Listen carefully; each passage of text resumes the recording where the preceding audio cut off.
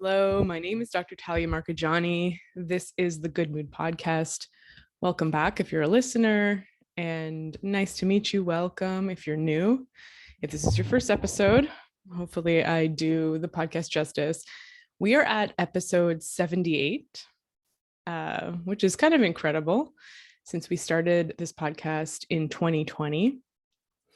And today's episode is all about dopamine.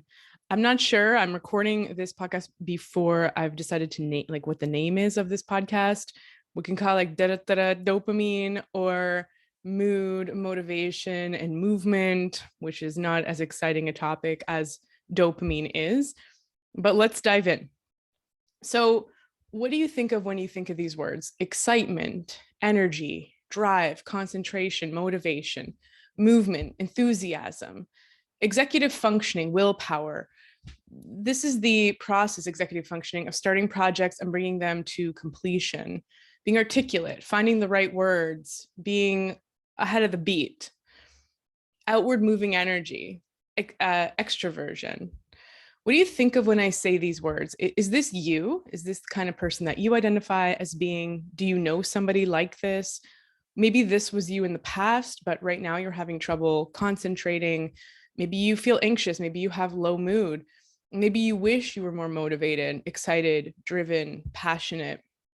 Maybe you're having trouble getting excited about things, and maybe you're having trouble being really interested in things. Maybe you're having issues with your memory and word recall, having trouble finding names for common words or people's names, forgetting them. Perhaps you're feeling overwhelmed and scattered with a lot of things pulling your attention in different directions, and you're not being motivated. You're not having an easy time feeling motivated. Maybe you procrastinate. Maybe you lose time spending vast amounts of the day, especially after work, on the couch. Maybe you feel like your life is just work and relaxation. Maybe you're dealing with lots of cravings, the need for self-soothing and stimulating behaviors such as consuming food for pleasure, scrolling social media, binge watching things, or even self-soothing behaviors like skin picking or engaging in addictive behaviors. So it could be addictive substances like alcohol and recreational drugs, or it could be things like gambling or playing video games. So remember that movie Limitless, the one with Bradley Cooper? So I rewatched it recently. It's on Netflix. I really think this movie is about dopamine. I mean, there's so many hints about blood sugar in it too, which I'm super excited about. Bringing blood sugar to the Hollywood mainstream. But so I'll take you through the movie if you don't remember what it's about. But Bradley Cooper's character is sort of this slumped, unmotivated writer. He's like day drinking. He's otherwise scattered. He lives in some crappy apartment. His apartment is like all messy. He's got like dishes piled in the sink, a symptom of low executive functioning. And his girlfriend's just not impressed with him. She breaks up with him. Then his ex-brother-in-law, who was like a drug dealer, sells him this drug that's supposed to activate 100% of his brain or something like that. And so he takes this drug, and all of a sudden his mind is clear. One of the first things he does is help his landlord's wife write her dissertation in like 30 minutes. Then he goes home, he thoroughly cleans his apartment. It's like one thing after another. He's clear, he's focused, he's organized. He finishes his novel. It gets rave reviews from the editor. She can't believe it. The next scene, he's talking excitedly to like groups of influential people. He's capturing their attention. He's jumping from concept to concept, bringing in abstractions, and he's enthusiastic. And then he's on the beach in like the Amalfi Coast or Malta or something like that. And he's like, has anybody ever done this? He jumps off a cliff and everyone's thrilled and excited. He's driving sports cars fast, never missing a beat. He's driven, he's focused, he's on dopamine. So let's dive in. So this podcast is inspired by a few resources: the book, The Molecule of More by Daniel Z. Lieberman and Michael E. Long, Dopamine Nation by Anna Lampke, the Andrew Huberman podcast episode on dopamine, and the book Effective Neuroscience by Jaak Panksepp, as well as some education I've received in functional genomics, in single nucleotide polymorphisms, particularly the enzyme COMT or COMT. We'll touch on it a little bit. It's interesting. It's not going to be too technical. So hopefully this podcast is like the right balance between challenging you intellectually, giving you useful information and takeaways, inspiring you, and giving you some interesting stories and things from what I've read. It's taking a while to kind of put this podcast together because it never feels quite finished. I decided to just push through with whatever dopamine is surging in my brain right now and get it out to you. So that's what's happening right now. So some backstory on dopamine. It was discovered in the brain in 1957. So we've had this molecule for like 70 years, less than 70 years, by Kathleen Montague in London. And 0.0005% of our brain cells produce dopamine, 1 in 2 million. So even though it has a massively influential effect on our experience, it's actually not tons of brain cells that control it. But it's a neurotransmitter. So neurotransmitters are brain chemicals like serotonin, norepinephrine, and dopamine. So think of neurotransmitters. They travel from presynaptic neuron brain cell to postsynaptic neuron. Think of like a baseball traveling between the catcher and the first baseman's mitt. Or whatever. I don't know who passes in baseball or who throws the ball to each other, whatever, the pitcher, the catcher. So the neurotransmitters pass between synaptic clefts and they convey information, right? So when you're watching a baseball game, your eye's on the ball. That's what is carrying the information of what's happening in the game. Dopamine is a neurotransmitter, but it's also a neuromodulator. In that way, it can influence various amounts of neurons in the brain. So rather than just going from one neuron to the next in a sequential process, it can load and flood the brain with a certain kind of signal. And so that's why we don't have to have a lot of brain chemical or brain cells that produce dopamine for it to have vast and wide-reaching effects on our brain. It's known as the feel-good molecule. We always think that serotonin is our like pleasure chemical. It depends what you mean by pleasure, and we'll dig into this more deeply. But you can think of it as like our pleasure, motivation, reward. All those words that I use at the beginning of the podcast is associated with dopamine release. There's greater, so the greater the activity in the dopamine reward pathway, the greater the high for drug users. So, a lot of people will describe when they first tried the drug of choice, if they're suffering from addiction, is that like they felt this incredible high the first time they ever took it. Drugs cause an artificial form of dopamine stimulation. Dopamine is really at the heart of drug addiction. Dopamine is involved in creating art and literature, music, seeking success, discovering a new world, exploration, and new laws of nature, like scientific pursuits, creative pursuits, artistic pursuits, thinking about God, falling in love. And we'll really highlight these aspects of it and as we go. So anytime there's a reward prediction error, in other words, we get more than we expect, dopamine is launched into action. And this can further trigger more behaviors that lead us to reperform that action so we get another hit of that dopamine. So excitement about novelty, we get this excitement about novelty, right? So you're doing something really good happens to you. Oh, okay, dopamine levels rise. And then you're like, that thing is really important. That thing is salient. I want that again. I'm really, really hungry. I'm foraging for food. I find a berry bush. Oh, the berries are delicious. Oh my God, I'm feeling satiated. This is the best thing ever. I'm going to come back here, Now, the berry bush becomes less exciting the more, like if I go there every day now for the next month, I'm like, yeah, it's just the same berry bush. And so I don't get that novelty, that excitement. It actually ends up being just familiar, and it just becomes part of the expectation of daily existence. And so our passion rises when we dream of a world of possibility, and it fades when we are confronted by reality. This is Daniel Z. Lieberman from The Molecule of More. So really, dopamine, it doesn't respond to reward so much as reward prediction error. So we have an expectation of our reward, and then if the reality exceeds that expectation, we get a hit of dopamine. And so there's this saying, right? Like happiness is reality minus expectations. So like the lower your expectations, the more chance you have of getting this pleasure hit. The higher your expectations, the less you're going to be impressed. And actually in the Huberman podcast, he talks about like when you're scrolling social media, let's say you see something on Instagram and it's like really cool, dopamine hit.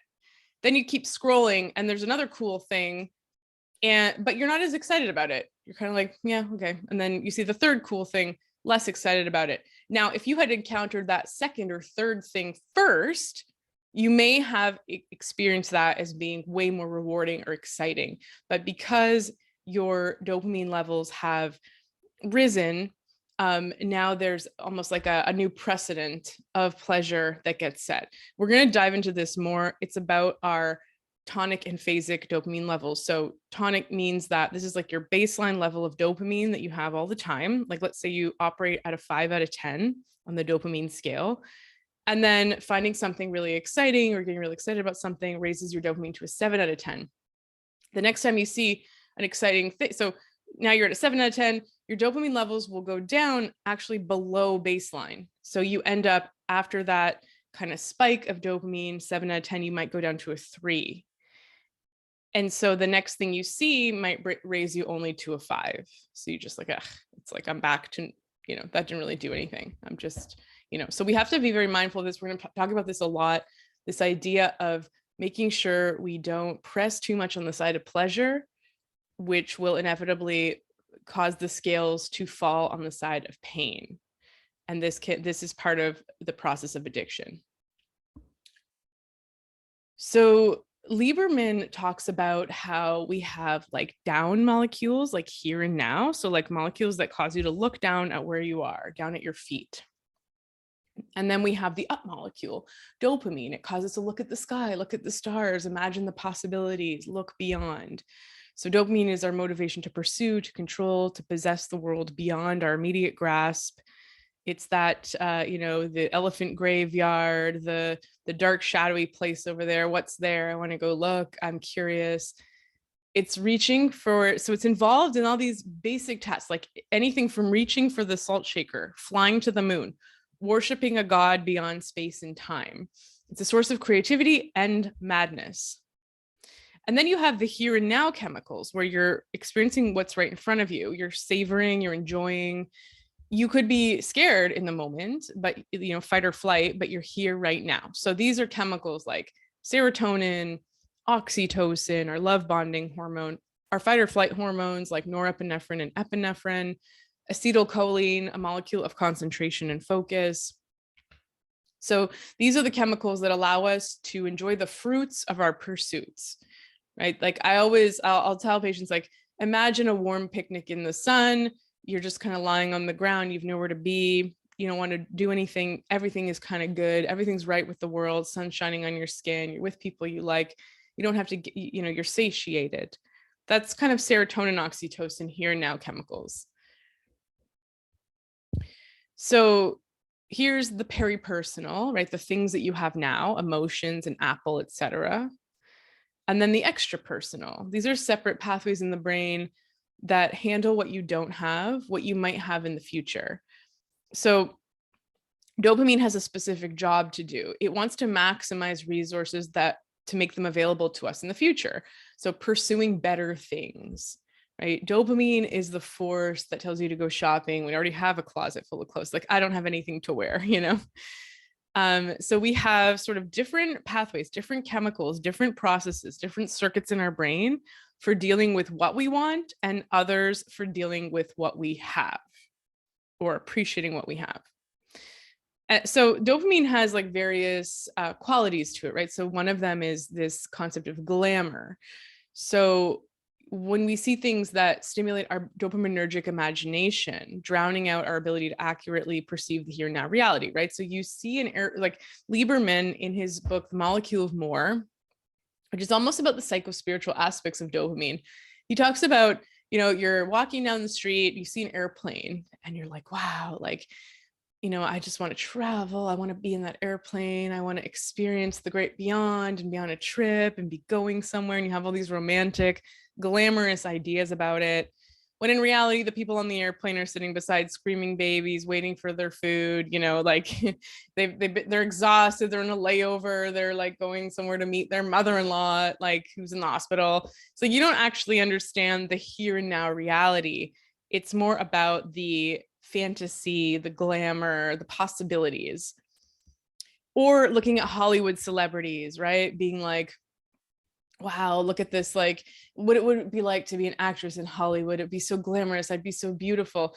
It doesn't do any justice to the actual reality of being in the body of the person that you're admiring, right? This is somebody who's maybe on hour 13 of a 14-hour photo shoot, who's been on a diet for 6 months. They can squeeze into the tiny dress that their body doesn't want to fit into, et cetera, right? You don't know what it's like to be in the here and now of that situation. All dopamine, all this sort of glamour is presenting us with is this like idea of wanting to chase, wanting to pursue the image of what we see. So think of like mountains, like somebody with a lot of dopamine might want to climb a mountain. See a mountain in the distance, you're like, oh my God, it'd be so amazing to summit that mountain, to enjoy it. And so the mountain exists, but the imagined experience of being on that mountain is actually impossible to achieve. The reality is that when you actually when you're on the mountain, all you see is like rocks and stuff, right? So most of the time you can't even tell, and occasionally you might be able to see around you and see scenic overlooks and see like beautiful views because you're ascending, above other things. But what you're looking at are other mountains, not the one you're standing on. So in reality, you never actually can be on the top of the mountain. You're never really in that airplane that you imagine. You're never really the celebrity wearing the beautiful gown. Glamour creates desires that can't be fulfilled because they're desires for things that only exist in the imagination. But dopamine leads us to that process. It creates that for us. And it doesn't mean that this is bad. Because if you didn't want to climb a mountain or be a celebrity or fly an airplane, you wouldn't do anything. So dopamine is creating this incentive, this motivation, this pursuit. And then you contrast that with the here and now molecules, right? So serotonin, oxytocin, which is our like love and bonding hormone, the endocannabinoids, so endogenous cannabinoids, such as anandamide, which is Sanskrit for bliss hormone. It's a natural form of CBD, which is found in cannabis. Endorphins, right? So these are natural opioids. And then, of course, our fight or flight hormones like epinephrine and norepinephrine. And so, in the here and now, that's where we feel our emotions, right? We feel happy, we feel sad, we feel connected, we feel scared. This is where we experience sensations. And so, this is where we feel bonding, compassionate love. So compassionate love is more serotonin, oxytocin. Dopamine is more passionate love that wears off after about 18 months, typically. Dopamine works against those here and now circuits. So we're either focusing on the here and now or what we would like to obtain in the future. So something to be mindful of from a spiritual perspective, right? Because so much of happiness is in enjoyment and contentment. And so dopamine is like a happiness chemical, a pleasure chemical, but we never actually, what we're chasing, what we're seeking in order to gain pleasure always slips through our fingers, because it's actually the here and now where we experience happiness and contentment. So Jaak Panksepp says that dopamine is it's a part of the seeking pathway. So he identifies different affective or emotional pathways in the mammalian brain. And so dopamine is a seeking pathway. It's how we seek nuts and knowledge, right? So squirrels trying to look for nuts, human beings with higher order thinking trying to seek knowledge. We're wired to forage, explore, investigate, expect, and seek. And Panksepp describes the feeling of this pathway as like being lit up, as a sort of psychic energization, this thrill-seeking excitement.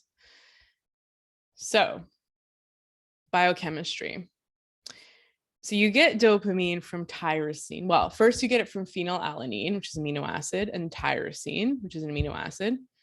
Then it's converted to L-dopa, and then dopamine, and then dopamine gets converted to epinephrine, and then norepinephrine. And then dopamine before going to epinephrine, norepinephrine, dopamine gets cleared, and dopamine, norepinephrine, and epinephrine all get cleared through an enzyme called COMT. I call it COMT. I think it's mostly called COMT, which stands for, because people always ask me what things stand for, so I'll let you know. Catecholamine O-methyltransferase, COMT. So think of like our brain produces these neurotransmitters. Iron is actually an important step, as well as B6 for this process. So think like you need iron to make dopamine. We'll return to that, hopefully, if I remember. I don't think I put it in my notes. So you make dopamine out of amino acids, which come from protein, dietary protein. And then when your body has enough, there's enough dopamine, it's done its job, it gets drained through COMT enzyme. So it breaks down dopamine, norepinephrine, and epinephrine as well. It also processes estrogen. Estrogen slows down this molecule. So that kind of connects to our menstrual cycles as women. Now, COMT is like, we have different variation in how fast that hormone works.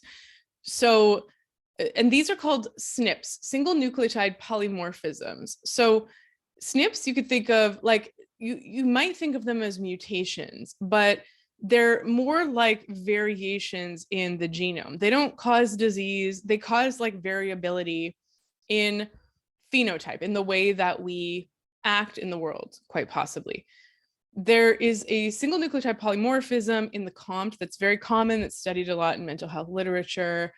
And it's actually at an entire amino acid, which are 3 nucleotides create amino acid, if I remember from my molecular biology days. And so you have the amino acid valine at the 158 nucleotide, for anyone who's writing this down and really wants the details. And then you have the methionine variation. So you could think of it as like fast. There's different ways to conceptualize this. You have fast COMT. So think of that as like a drain that's really open. Everything just clears out really quickly. That's the Val type. It's also kind of colloquially or affectionately termed the warrior the genotype of COMT. So you're draining dopamine more quickly. Now, this is not the only cause of the conditions I'm going to talk about, but somebody with a fast COMT enzyme will tend to seek stimulation, right? They're going to try and get their dopamine up. They have less dopamine naturally in their brain because it's not hanging around as long. So they're going to be looking for things that boost their dopamine. They're more likely to feel chemically balanced in their brain. These people may be diagnosed with ADHD. They may feel scattered. They might, need sensory seeking behaviors. They may be susceptible to addictions. The Val type, or the warrior, warrior type, their COMT is faster. It's about 2 to 4 times faster than the MET, the methionine 158 variation. So the MET variation is the warrior. They have more dopamine, but they also have more epinephrine and norepinephrine. So think of them as having almost like a clogged drain. Their COMT works more slowly. So they feel more anxiety, more agitation, less stress resilience, right? Because when their stress hormones flood, things are not going to clear as quickly.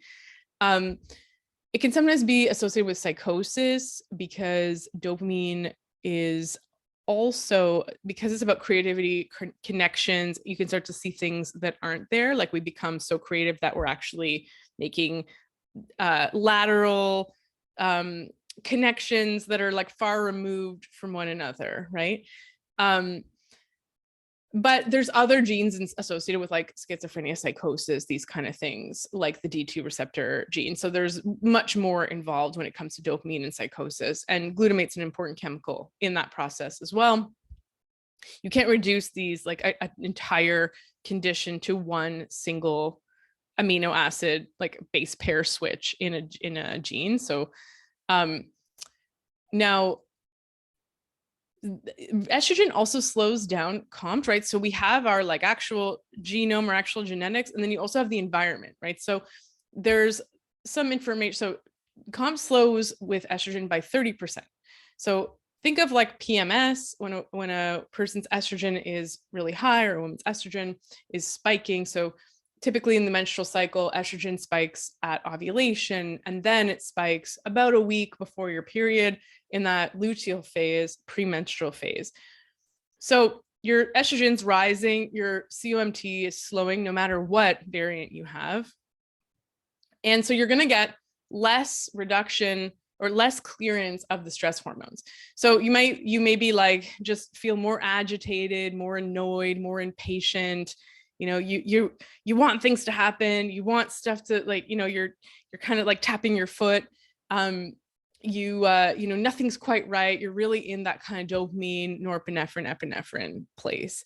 And you probably don't want a lot of adrenaline stimulation. You know, you're already full of stress hormones and stress chemicals. And so maybe you just kind of want to be like quiet, you know, although some women will experience like a lot of motivation and drive, especially around ovulation, when they just have estrogen, but estrogen's not super high or dropping really low.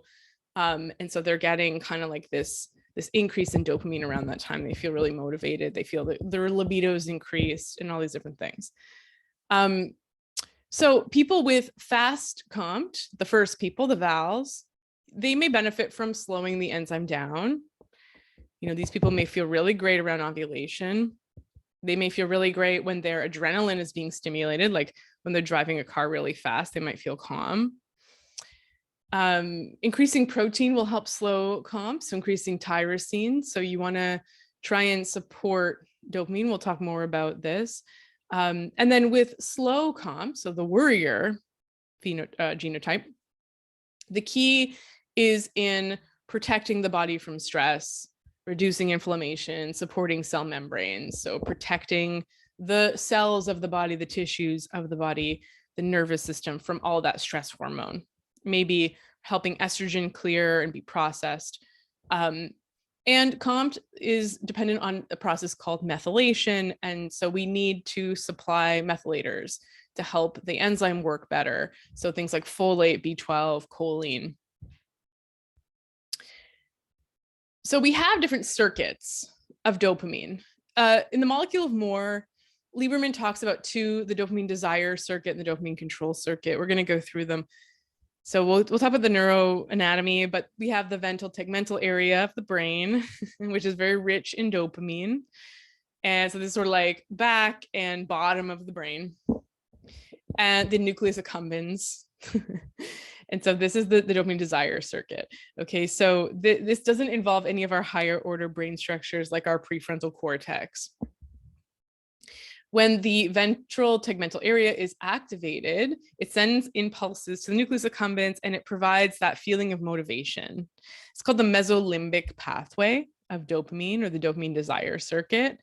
And it provides almost like these animal-like behaviors of survival and reproduction: food, sex, win competitions, donuts. Yes, go ahead, eat the donut. You're going to stay alive in the future. You're not going to get another chance to eat a donut. You know, this is like where people are like, I'm on a diet and there's cupcakes. I don't know why I just reach for one and shove it down my face. It's like, because you're a animal who needs to survive. Like you're not necessarily a rational being at the core of who you are evolutionarily. And you are driven in part by this mesolimbic pathway. This pathway is obsessed with keeping us alive. It scans the environment for food, shelter, mating opportunities. It tells you constantly, like, wake up and pay attention. This is important. It's a sensation of wanting. It's not a choice. It's a reaction to things you encounter. Cupcake, yes, in mouth, okay? Dopamine desire circuit is what we're talking about right now. So saying something is important is another way of saying it's linked to dopamine. And then, it's also dopamine. This pathway is also a pathway of disappointment, right? Buyer's remorse is you get this intensity of dopamine that's driving you to purchase something. You get a hit from the thinking about purchasing it, planning on purchasing it, buying it. Now you have it. And that intensity that you got from that whole process of obtaining, driven by dopamine, is not a match for the here now chemicals of having it. So you're not getting as much of a serotonin hit from it. And then you can do other one or two things. We can think that there's something wrong with us, that we have depression, that we have something going on with our brain that's wrong. We can chase the dopamine high by buying more. Or you can avoid the dopamine crash by buying less. And we'll talk about this too. We can press more on the pain balance versus the pleasure, right? So imagine you're pressing on the pleasure balance, bought this McMansion or the fast sports car or the really expensive purse.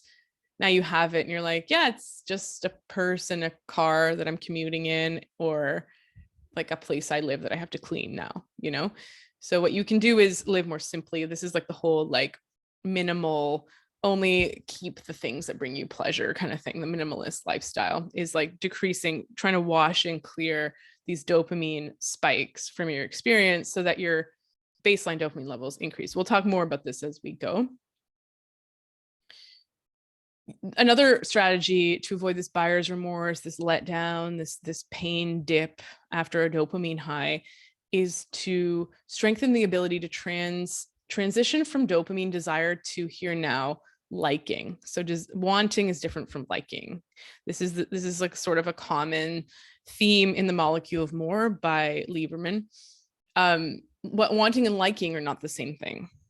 And this is when we kind of grasp this concept, it allows us to appreciate what we have. It allows us to work with our desire pathways and our dissatisfaction and our drive in a different way. And it allows us to derive more satisfaction and appreciation for and gratitude for relationships and circumstances and all the things we have. Even that awareness is helpful for me, just knowing that wanting and liking are not the same thing, and that excitement of, the initial 18 months of a new relationship is not going to be the same as the next 10 years in that relationship, really helps you shift your expectations. Because remember, dopamine's always all about expectations. So if you're allowed to, this is normal. It's normal for me to not feel that excited, enthusiastic drive. And so what do I do about it? The goal of the dopamine system is to predict the future. And when an unexpected reward occurs, to send a signal that says, pay attention, it's time to learn something new about the world. Circuits like this dopamine desire circuit, right? So ventral tegmental area to nucleus accumbens, it gets bathed in dopamine and it becomes more malleable.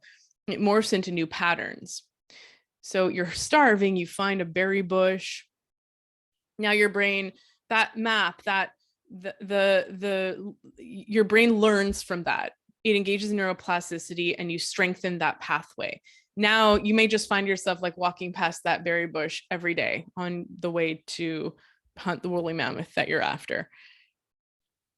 So new connections are established, new memories are laid down. Your brain is remember what happened. This may be useful in the future. So imagine how useful that is for survival. It's sort of at the heart of our human experience, right? Dopamine is what's driven us to create a desk, a Rubik's Cube, the computer.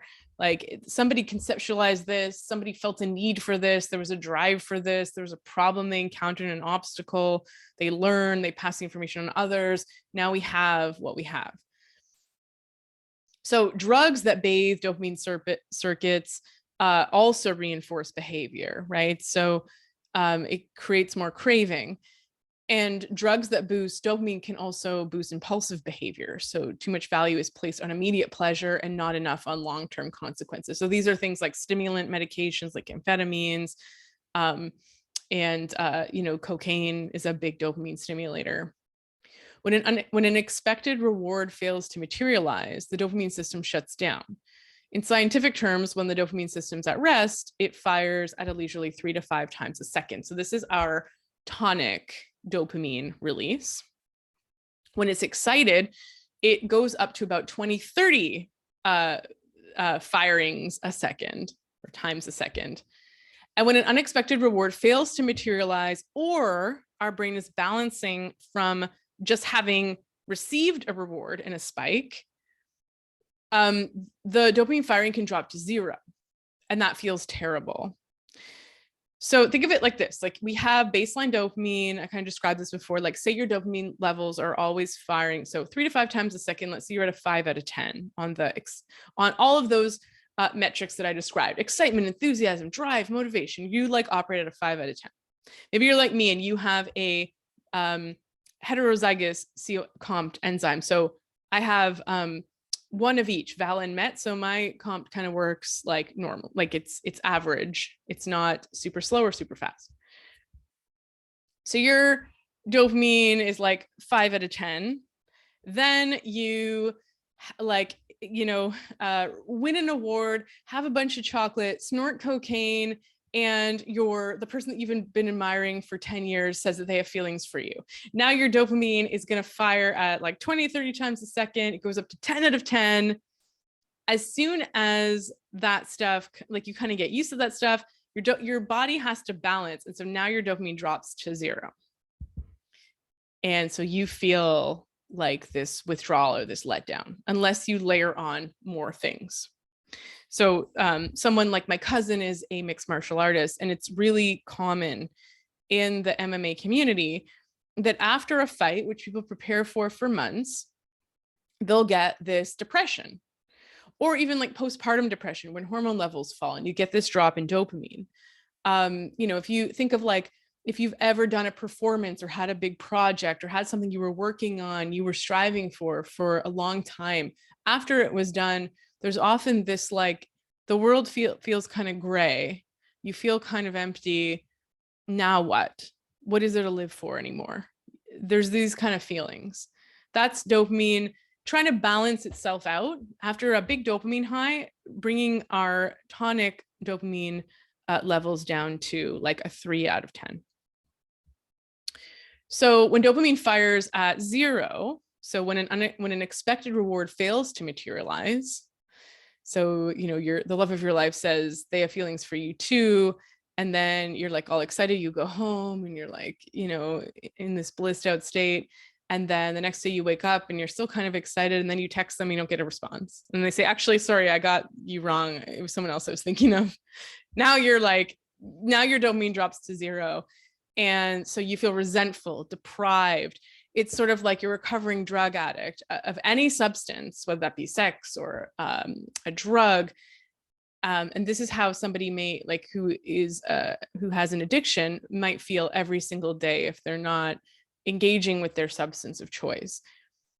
And that's why it takes an enormous amount of strength, determination, and support to overcome addiction, because to balance out that dopamine firing inevitably means going through a process of feeling like garbage in all areas of your life, like you may not necessarily relate to that addiction or that substance. Like, why do I now want all this sugar? Why do I feel like life is not worth living? How long is this going to last for? So knowing that things eventually return to baseline, and baseline may not ever be as good as like 10 out of 10, but that we can't live at 10 out of 10 for long periods of time, that there's always a cost to pleasure. There's always pain, and pleasure wants to balance itself out in the brain. And so in the Molecule of More, Lieberman recommends that we don't mess with dopamine because it hits back hard. And I see this sometimes with patients who want to, maybe using stimulants or certain types of hormone replacement, some of these like biohacker tools that are supposed to really like enhance performance. They all have sort of this theme of raising dopamine, of like increasing drive, of like pumping out more.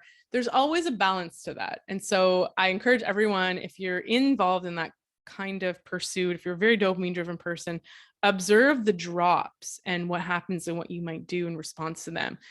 Very often what we do is just layer another thing on top, right? So if you're a weekend drinker, you get dopamine highs, you engage in like a pleasurable sort of like addictive behavior. You only do it on the weekends. Maybe you only smoke cigarettes on the weekends.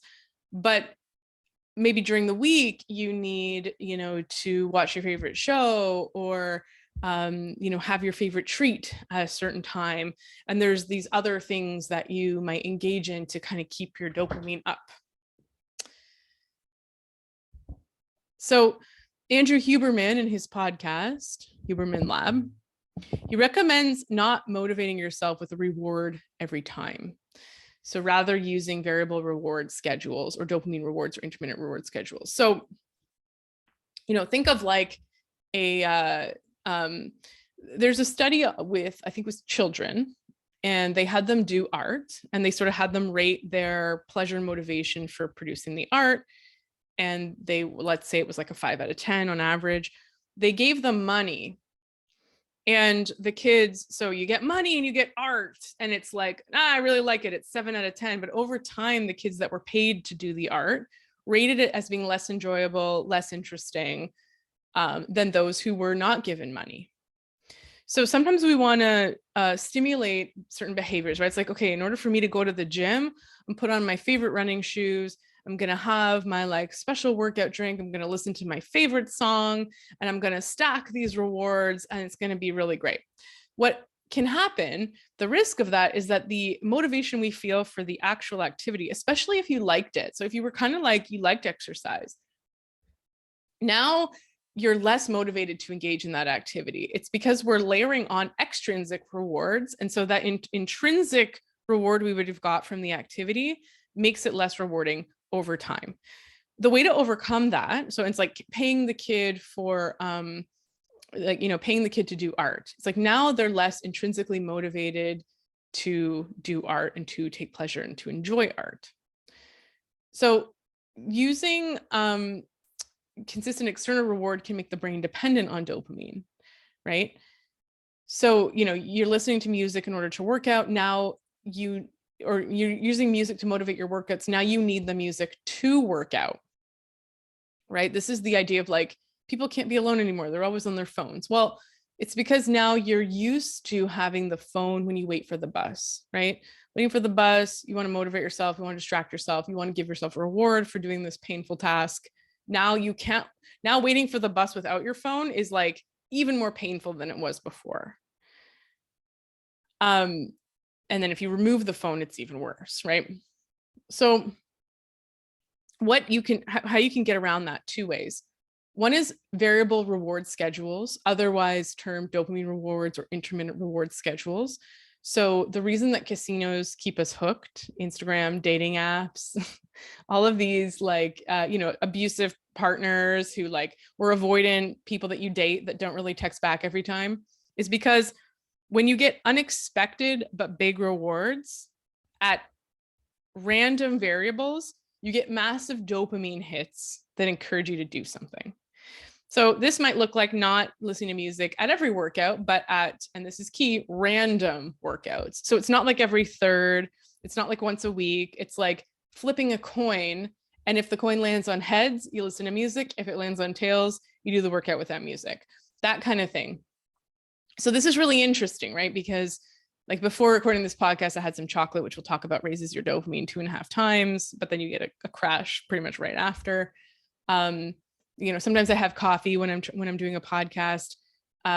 This time I didn't. I was like, I'm not going to drink a coffee beforehand. I'm just going to do it. And hopefully the podcast doesn't suck. So it's like this,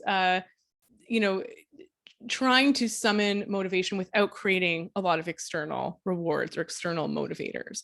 Now, a way that you can generate intrinsic reward is by focusing your attention and appreciation for something. So for example, talking about art or writing a little essay on why you like art will actually increase your dopamine related to the activity.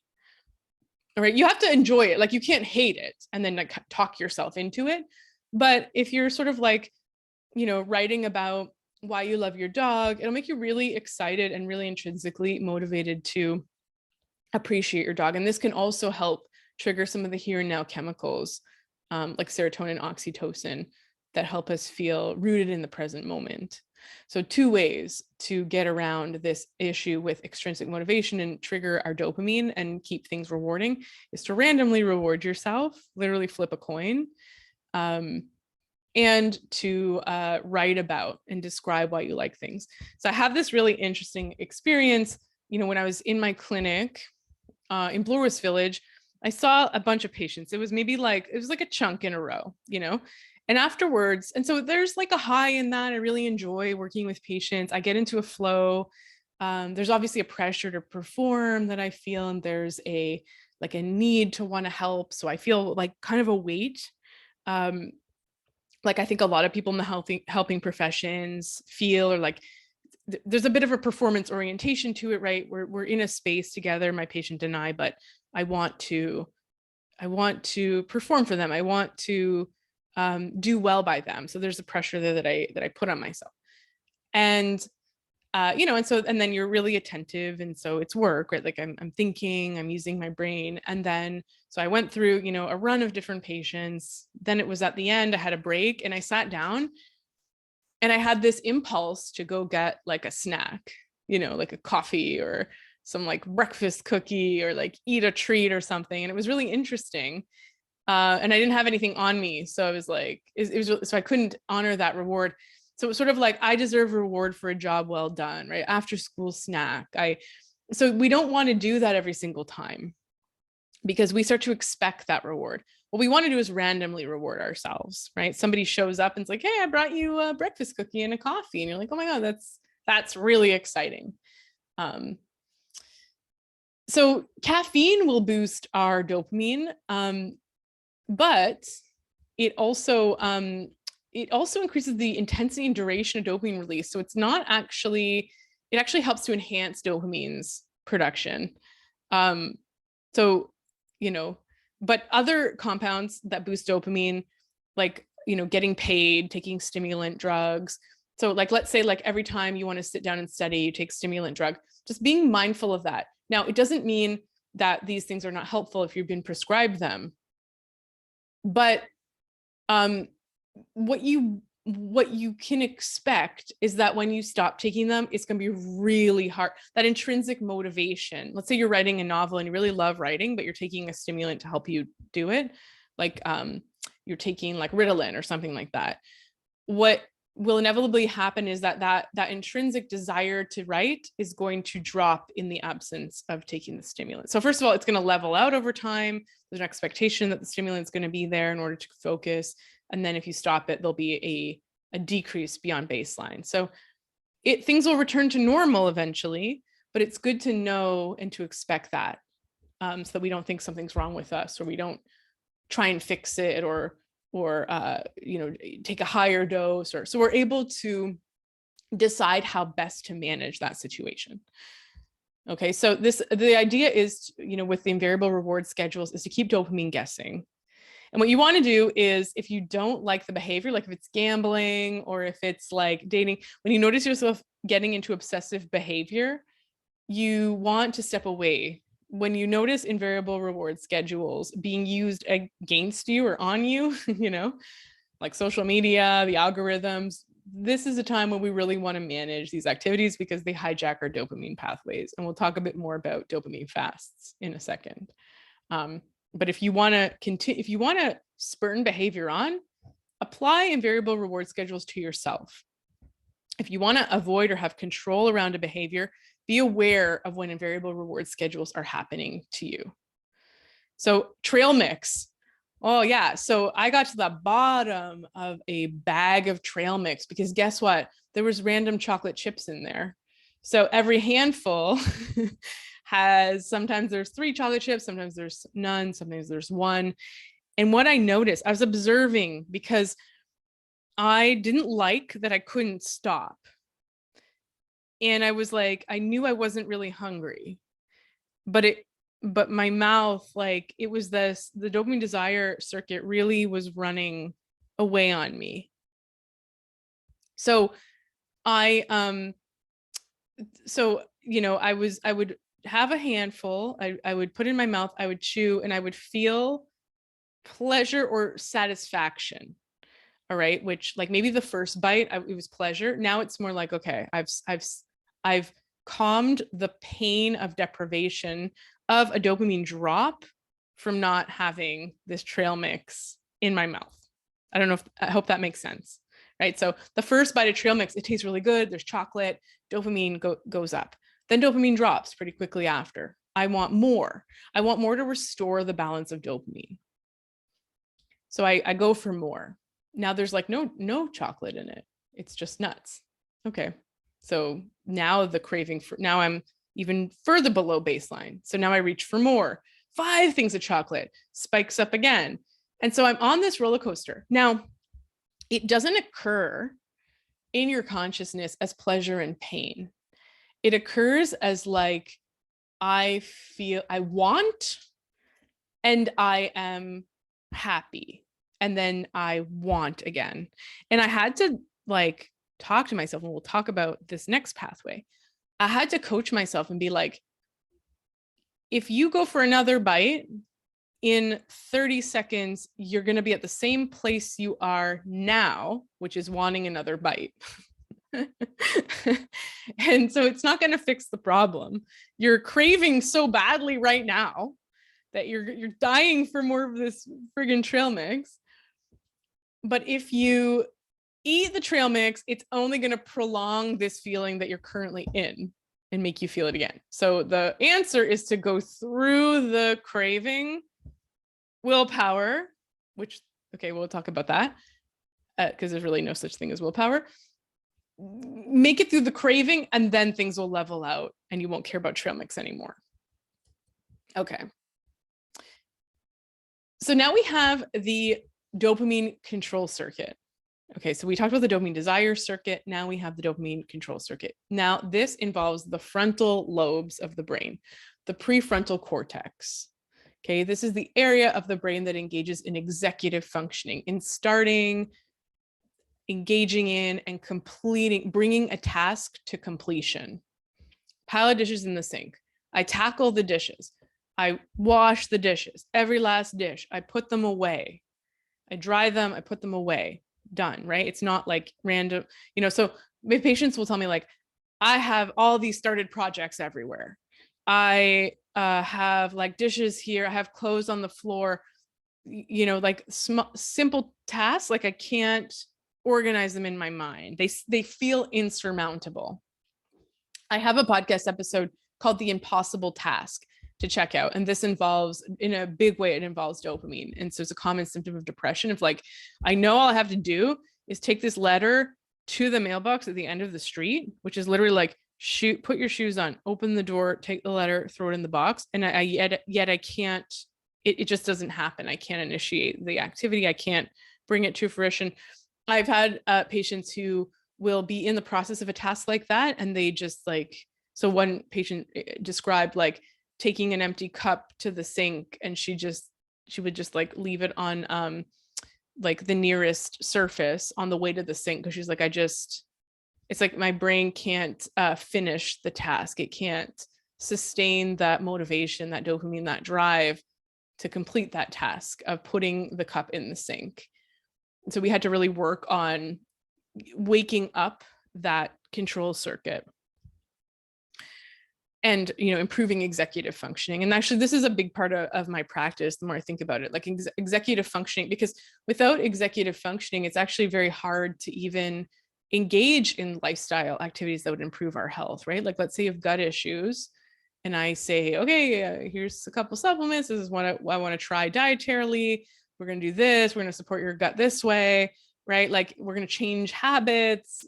Like, without executive functioning, without this dopamine control circuit, it's kind of impossible. And I think this is where a lot of patients will just not come back, or they'll feel ashamed to come back and talk to me and tell me that they haven't done anything. And actually, this is where now we're at the layer where we're really working on brain function and cognitive function. So it's actually, if this is you, if you're listening to this podcast and you're feeling like that, you're feeling like, you weren't able to achieve something or to complete something or to follow a treatment plan, this is actually the time to come back and for us to talk, because we can work on that.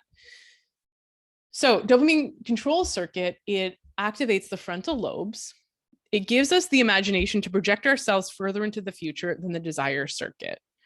So it's worth bringing this cup to the sink because then I'll have a clean house. We can make long-term plans when we engage our frontal lobe. We can maximize our resources in the future by creating new tools and using abstract concepts that rise above here and now experience of the senses, like language, mathematics, science, rationale. And this circuit actually doesn't really have emotion. It's very almost psychopathic in that it just, emotions are here and now. So it's very just analytical, rational, boom, boom, boom, So imagination, and that doesn't mean that this circuit doesn't trigger here and now chemicals, but it doesn't really involve them. So, imagination is involved in this circuit, allows us to peer into the future, see the consequences of decisions that we might make right now, and allow us to choose a future that we prefer, right? So I'm recording this podcast sitting here because I'm imagining kind of what it would be like to have it done, to put it out into the world for you that I'm speaking to, who isn't currently in this exact moment hearing it, right? Because I'm recording it to a recording device. I'm imagining you listening to it right now. Abstract you. And that's why I'm doing this, right? So it's this idea of like putting, engaging in effort, maybe pushing on the pain side of the balance in order to achieve something in the future. It gives us the ability to plan how to make our imaginary future a reality. So I see the plane in the sky and I imagine myself on it. And yes, maybe it's not actually the reality of being on the plane with the screaming baby, but I start to imagine myself surfing in Mexico, hanging out with friends, warm on a beach, chilling and having paletas, those like chocolate dipped fruit that this woman sells on the beach in San Pedro. So I start imagining all these things. I feel the taste in my mouth, and then what I do is I start booking a flight, making it happen, thinking of how it will happen. That's controlled dopamine, right? And so controlled dopamine also values things, right? It decides what future is worth living. Is it worth it for me to get a job as an investment banker, work 60 hours a week so I can buy this giant mansion in the Maserati, right? So we're constantly evaluating these things: time, money, what's important to me, what do I want for my future, how am I going to make it happen? And this is really like part of what brings us satisfaction, as long as we are in touch with our values and reality. So both the desire and the control circuit start in the same place. They start in the ventral tegmental area, and they end in a place. But the desire circuit ends in sort of like excitement and enthusiasm, whereas the control circuit goes to the frontal lobes, which specializes in logical thinking. So frontal lobes, the prefrontal cortex, are like ideas, plans, theories, abstract concepts such as mathematics, beauty, worlds yet to be. It's the world of words. And so, it allows us to create tools to comprehend, analyze, and model the world around us, extrapolate possibilities, compare and contrast them, craft ways to achieve our goals. The frontal lobes are really what make us human, that we differ from other mammals. So the control circuit, it takes the excitement and motivation provided by desire dopamine, and it evaluates the options, selects tools, plots the strategy to get what it wants. The parent who makes decisions for the excited desires of the child. This is you trying to give up refined sugar. You see the cupcakes and you say, I'm not going to have one. Now, we'll talk about that. But, versus the desire circuit that's just like, cram it in your face, right? The control circuit is like, not now, right? The control circuit is what stepped in to tell me, like, to rationalize. This is all my frontal lobe working, being like, look, if you take another bite of the trail mix, you're going to end up back where you are right now in craving. So let the craving reach its logical conclusion, which is to restore your tonic dopamine, where you'll feel better. Or more like yourself. You won't care about the trail mix. So high activity in the dopamine control circuit in the frontal lobe is associated with traits of intelligence and openness to experience on the Big Five personality test. So that you want to try things, you want to expand boundaries, you want to look up at the sky and imagine we could go to the moon one day. So all of this is controlled dopamine, and it really is driven by desire dopamine, right? There's a desire, there's a movement, there's a dissatisfaction in the present that drives that desire in the future. You want to change your present surroundings. Dopamine is also associated with tenacity. I don't even know how to pronounce that. So for example, they do a lot of studies in rats. So rats with high levels of dopamine will press a lever 1,000 times in order to get a treat for every 4 presses. So maybe it's also in variable reward. They get a treat randomly. So if they know they're going to get it, they'll press the lever 1,000 times. Okay, so, over the course of 30 minutes. Okay, so imagine that this is you training really hard for something, getting up in the morning every day, going through pain, going through suffering, failing, getting back up and trying again, right? And so all these like symptoms I described at the beginning of the podcast of like lying on the couch and really feeling demotivated and like life is not worth living, right? You can see how those are kind of symptoms of lower dopamine. And so in contrast, dopamine depleted rats weren't as motivated and they pressed the lever only 600 times in order to get a treat for roughly every 4 presses. Now, when you change the treat to press ratio to every about 16 times, normal rats, so like regular dopamine circuit rats, pressed the lever 2,000 times. So they doubled their pressing in 30 minutes. And the dopamine depleted rats, they barely increased it. So they essentially gave up. It's like it got too hard. I'll just kind of keep doing it and get the treats, but the reward is not inspiring me to continue to press. And when it was 1 out of every 64 presses, like 1 out of every 64 presses got them a treat. The normal rats, so the rats with normal dopamine signaling, they pressed 2,500 times, and the dopamine depleted rats didn't increase their work at all. They pressed less than before. So ultimately they gave up. So what we can conclude from this, tenacity, right? Like I get up and try again. I do it again. My dog, a terrier, a Yorkshire Terrier, is the highest dopamine, most tenacious. If he's in if you put him in a room with the door closed and he wants out, he will scratch a hole through the door. Like my tenacity can't overcome his. And so you really have to just like disengage his brain. Like you have to reorient him. You have to like distract him or get him off the lever pressing. But very high dopamine animal. And that's because he's been bred to find rats. Like it's like chasing, it's capturing, it's like, so removing dopamine diminishes the will to work, that tenacity, that the need. And so you think like, okay, like if maybe the rats weren't pressing because they weren't motivated, because they weren't hungry. And it's interesting because hunger actually doesn't improve the will to work, because hunger is a here and now sensation. It's a sensory experience. So they found that the rats who were hungry, valued the reward more when they were hungry. But it's dopamine that makes you go through the motions to get it. So think about that. So if you took those dopamine depleted rats and you made them hungry, you put them on the diet, and then you put them in the room where they had to press a lever, they actually didn't increase their pressing.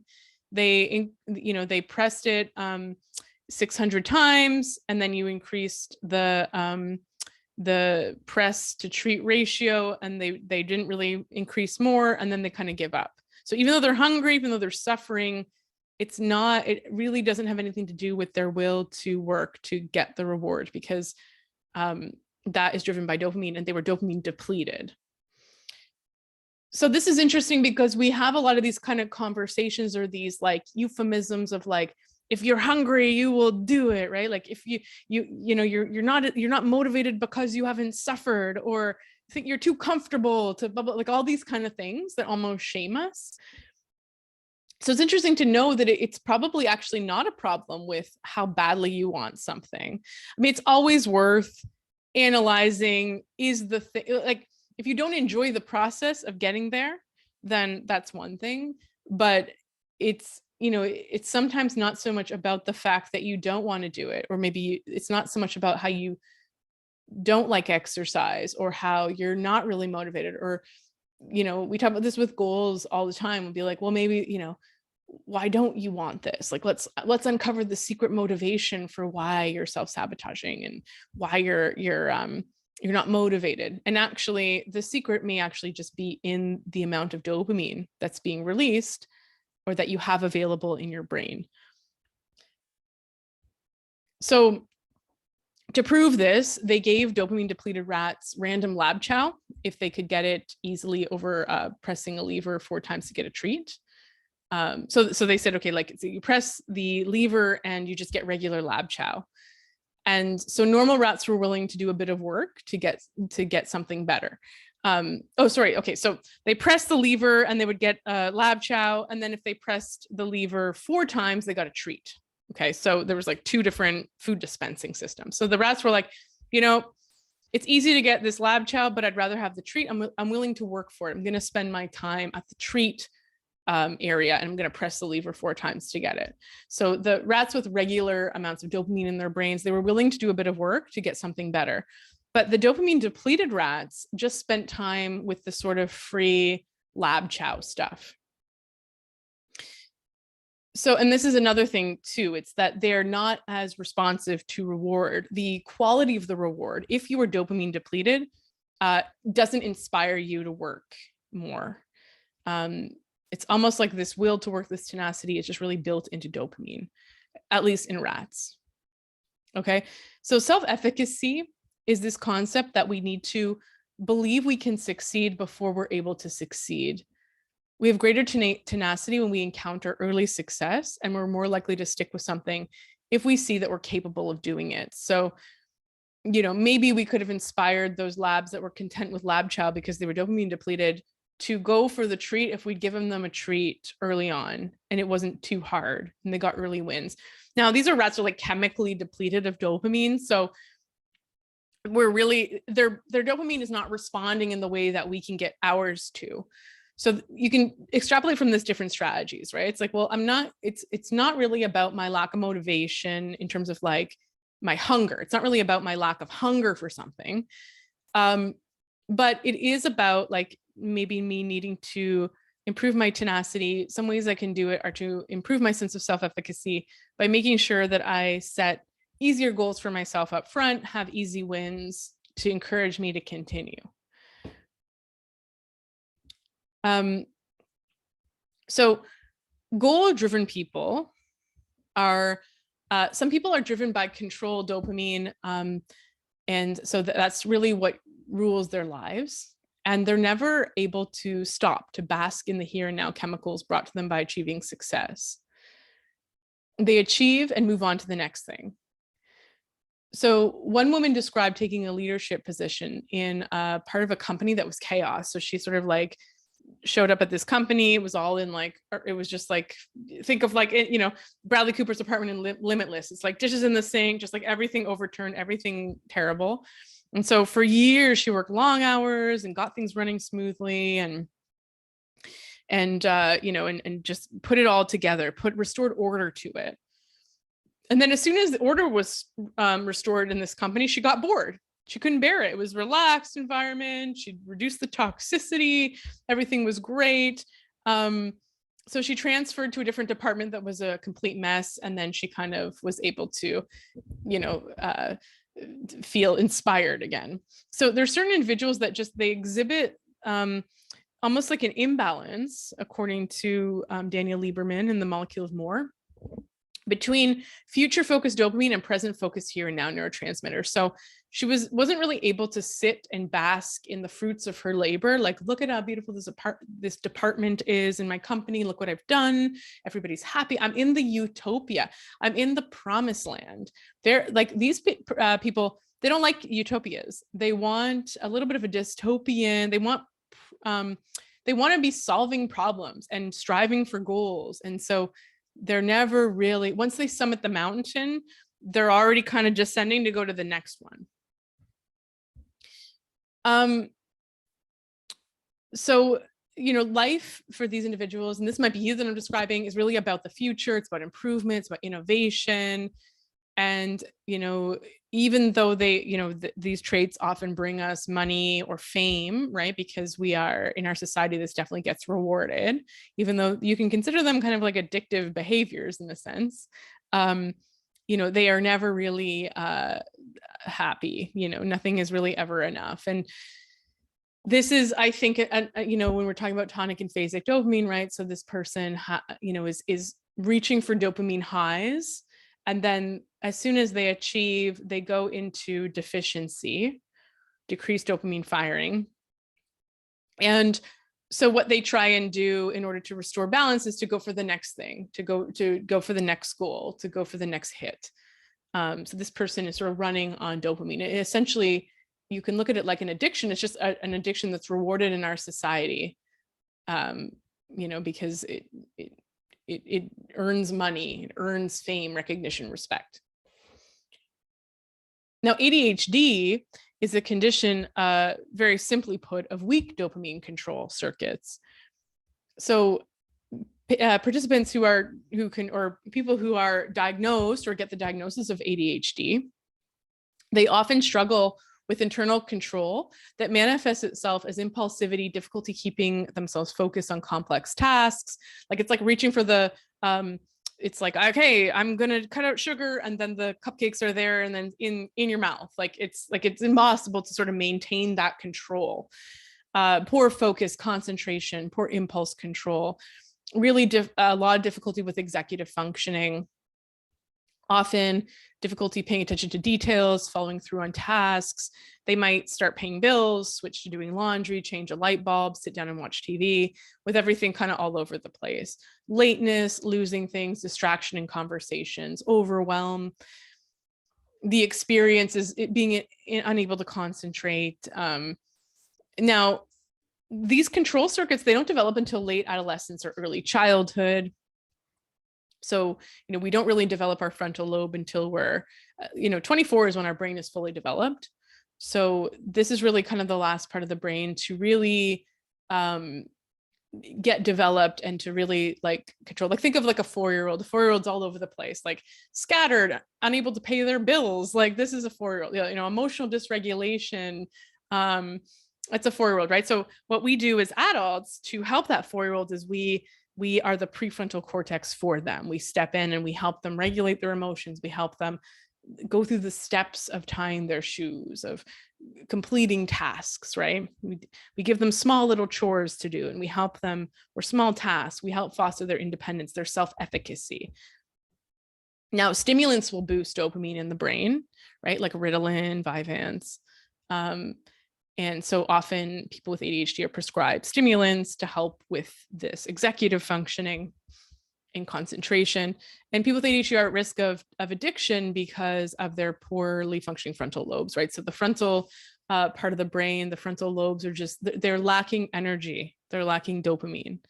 So strengthening the control circuit improves wise decision-making. It's like wisdom, right? It's like planning a few steps ahead, if I do this, then this will happen. If I do that, then that will happen. What do I prefer? Which pathway is the right way to take? What do I have to do to start this project? What do I have to do to continue this project, to complete this project? What's the inevitable conclusion, wrapping up of this thing? People with ADHD often need stimulation, right? They're maybe like irritated by they're looking to like self-soothe, they're looking to boost dopamine in certain ways. So they're going for high dopamine tasks and activities and maybe like adrenaline stimulating things. Right. So this risk of addiction is there. And then, from that back to the biochemistry, back to COMT, this is the Val-158 position of COMT. So it's potentially a faster COMT enzyme. And so slowing it down with protein can be really helpful. Blood sugar regulation is massive because that is what is fueling our prefrontal cortex. And being aware that while stimulants may help this person or help you if this is you. And you may experience this state without having ADHD.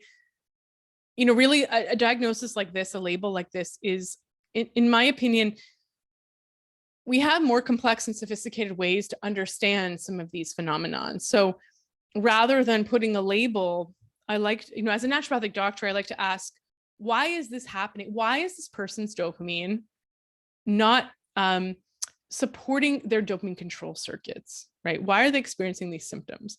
Okay, so we can call it ADHD. That can simplify things for us, but the person may not have this. That, is it that you have a fast COMT enzyme, right? Is it genetic? Is it a lack?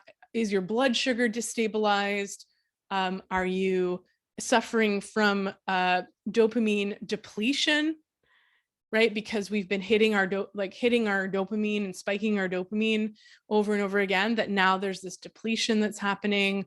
Is there an addictive process that's happening that's decreasing tonic dopamine? Right.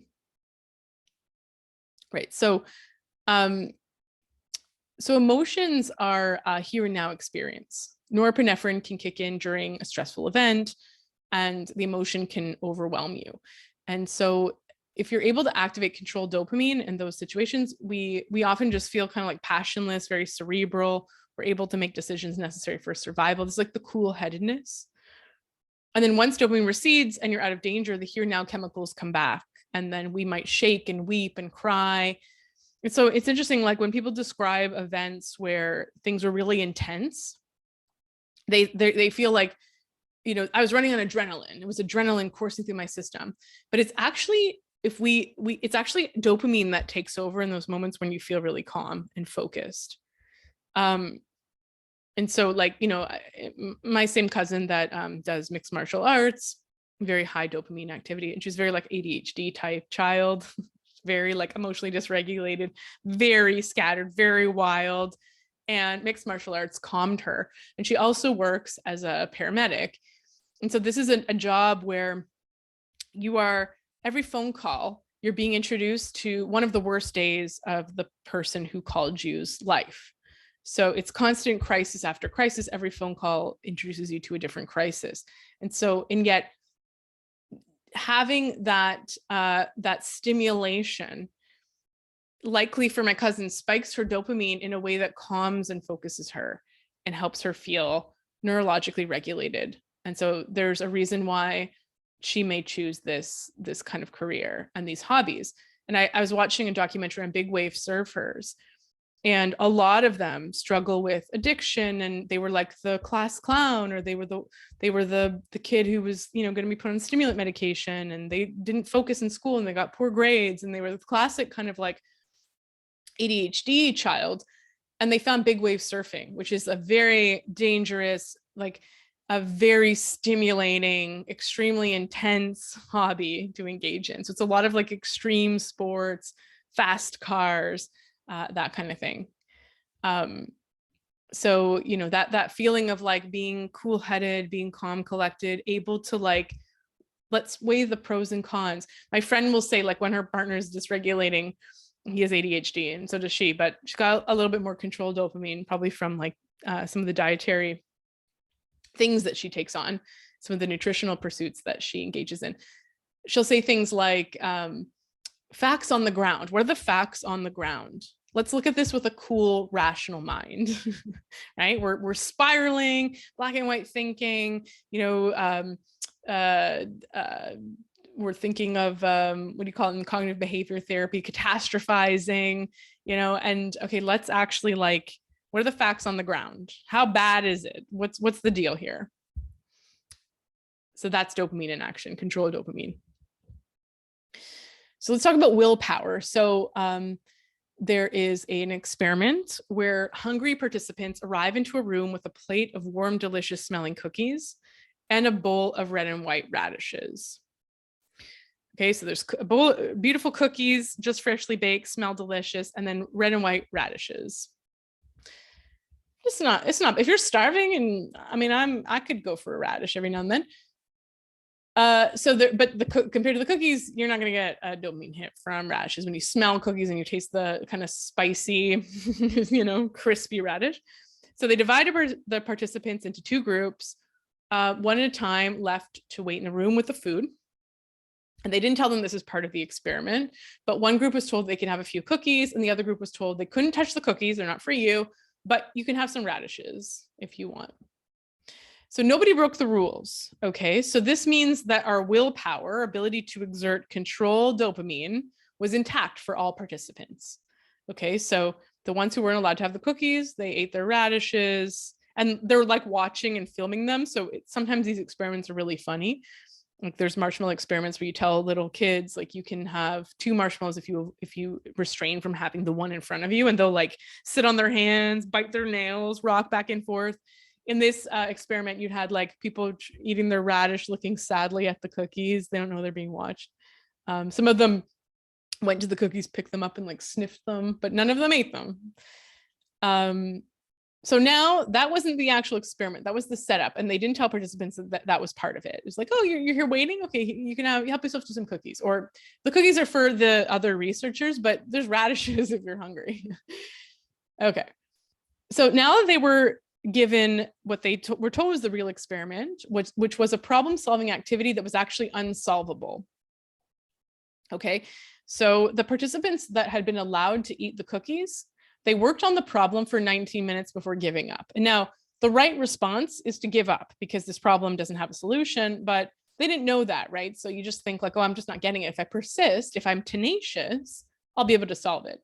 But these participants, 19 minutes, they were like, okay, that's enough. Like, I'm not getting anywhere with this. Now, these are the ones allowed to have the cookies. Now, the participants who had only been allowed to eat the radishes, they persisted for 8 minutes, so less than half the time.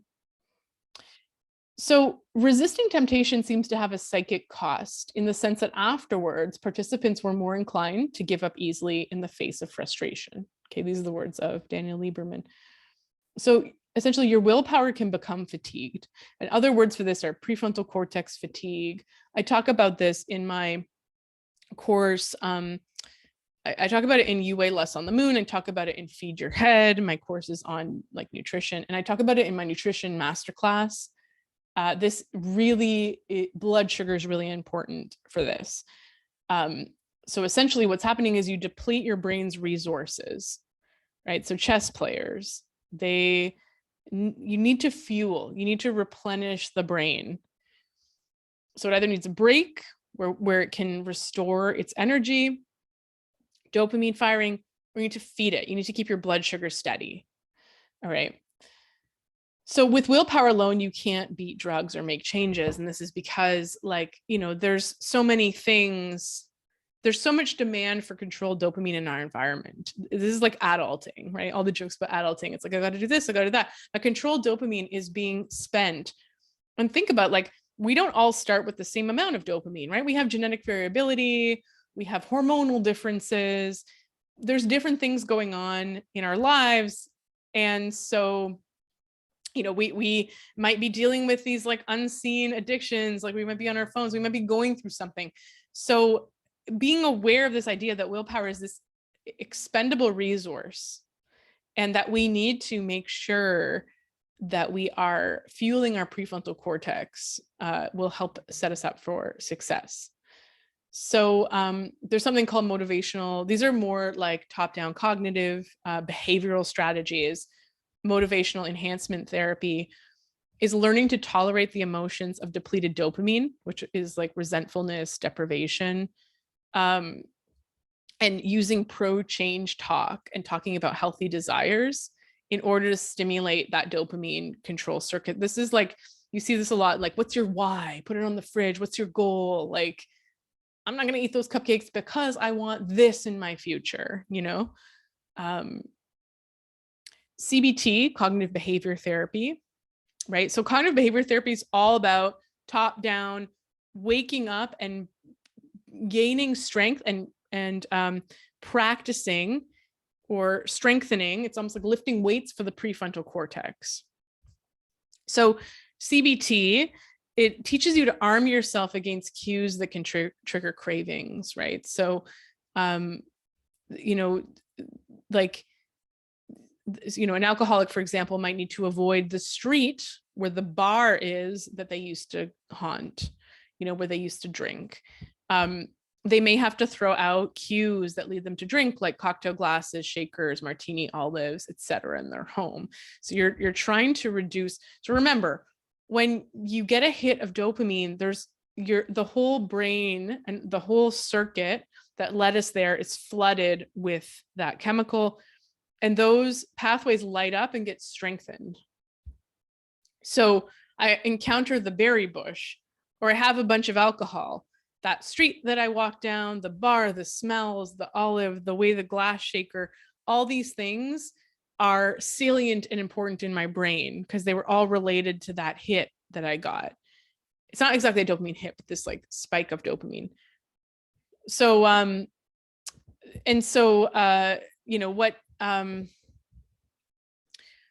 what you have to do sometimes is like peel away those neural associations, because often when a dopamine pathway is in action and lit up, it's sort of outside of our control.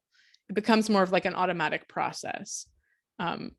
So, I start to walk down the street and like part of me is not really making decisions anymore. It's just kind of happening. It becomes more automatic. So I have to maybe avoid the first domino that starts the whole process, which could be like smelling an olive. So this is really tricky because a lot of this is unconscious. And so really this is why working with addiction is so tricky, because you have to kind of unravel and find these triggers, really enhance awareness and implement these different behaviors. But part of this is CBT, is arming yourself against cues that can trigger the dopamine pathways unraveling, leading to certain behaviors that you don't want. And also really important is fellowship and community. It's why 12-step programs, smart recovery, these initiatives, why we have like accountability groups. Like I did this for working out. I had an accountability group. It strengthens here and now emotions. So guilt is a here and now emotion, and it can be a powerful motivator. Accountability, right? So there's also here and now empathy, right? What expecting mothers have for their babies. And so this is why it's like, pregnant mothers are often like really able to quit smoking like that, because it's like, I have this empathy for my baby. And I have a lot of patients that are like, I quit when I was pregnant, no problem. And, now that I am finished breastfeeding and like my child's 5, now I'm kind of smoking again. And I don't know how I quit back then. Very common. Salience refers to the degree to which things are important, prominent, or conspicuous. So things are salient if they have the power to affect your future, right? If they have to do with you, right? So, in the book Molecule of More, Lieberman uses the example of like, if I all of a sudden said maybe you're like zoning out in this podcast, but if I said your name, Matilda, I don't know, Karen, like, I don't know if these are your names. I'm not calling anyone out in particular, but if that was your name, you'd be like, whoo, like your hair would stand up and you'd be like really alert, dopamine surging, wake up, pay attention, get excited. This is important. She's talking about you. And it's interesting, right? So like high dopamine, too high, is associated with psychosis or mania. And this is where things are like very salient, right? Like everything is connected. Everything has to do with you. The circuits are kind of firing for no reason, right? So I'm watching the news. I'm like, they're talking about me, even if they haven't said my name. Okay, if on the news they say Talia Marcheggiani, I'd be like, whoa. I'd be like really listening. But if they're not saying my name, they're talking about like UFOs, and I'm like, this is for me. Something is going on with those salience pathways. In contrast to that is latent inhibition. So this is ignoring things that aren't important. So low latent inhibition is like attaching salience to ordinary things that should be familiar and ignored. And that, in order to concentrate on important things, we need to ignore things that aren't important, right? So I'm not paying attention to like the feeling of my sweater, or the sound of the ducks in the laundry room, whatever it is, the fan, or you can like being able to like shift away from the car alarm that's going off and being able to focus. This is all latent inhibition, right? It's like I'm shutting down all this stuff and I'm focusing. Okay, so this has to do So creativity requires you to kind of shut down this latent inhibition. And so this is like some people with the MET variant of COMT are really sensitive to like they're aggravated by their clothing, their socks feel too tight, their hair is annoying. And so these are people that are kind of like creative. You let go of conventions. You see things in a brand new way. It's this idea of like beginner's mind, right? It's like if I was trying to walk down the street and I was like wowed by every tree and flower I saw, I wouldn't make it to the store and I would starve to death and die, right? Like it's like letting a 4-year-old go, right? They're just in awe of everything. You can't really be that way and function. So we do shut down stuff. Tree. We develop heuristics, right? As a tree, I don't need to look at it. I don't need to examine it. I can, but I can look at it and feel excited and pleasure if I want.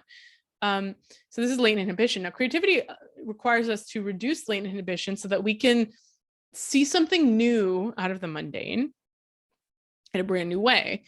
Allow the brain to go on different tangents. Let desired dopamine make connections without the inhibition of control dopamine. And so when we're creative, we sort of behave a little bit like somebody who has schizophrenia, like we stop inhibiting things that we'd written off as unimportant, and we attach salience to things that we thought were relevant, right? So metaphors, like making connections between things. We're being stimulated by things, but we could also be aggravated by them in the context of like that itchy sweater where you're like, I can't hear you speaking, like, or like I sometimes have patients, if they hear voices or something like that, it's hard for them to focus, like the voices are taking them off in a direction, right?